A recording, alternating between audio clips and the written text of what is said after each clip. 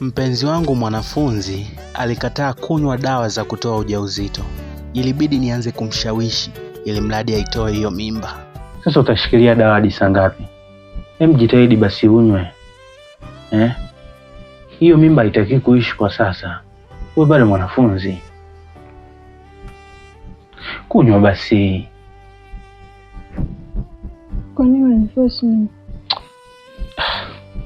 Vai. Haya ni maisha yangu, lakini pia sio yangu, tuna yako. Wewe bado mwanafunzi.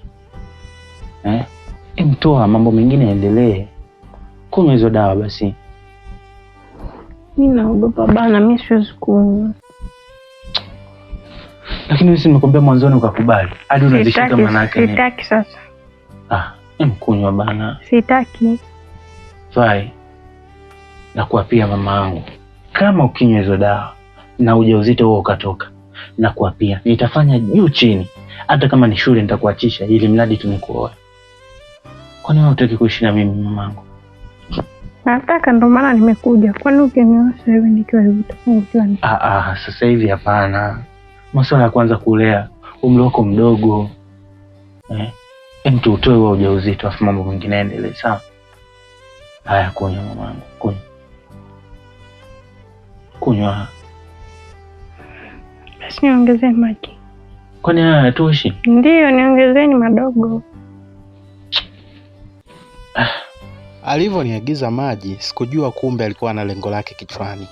Aliponiona nimegeuka tu alizitupa zile dawa. Na akazuga kama ndio anaanza kunywa. Sikuelewa chochote kile. Nilichojua wenda amezinywa. Hakuna. Pole. Kunywa maji mengi. Kunywa maji mengi.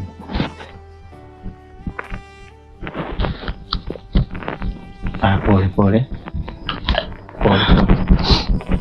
Pumzika. Kiukweli huyu mwanafunzi alijua kuniigizia. Aliigiza kabisa kama amezinywa zile dawa. Na nilipogeuka nilikuwa nikionyesha ishara ya furaha, ila yeye alinizomea.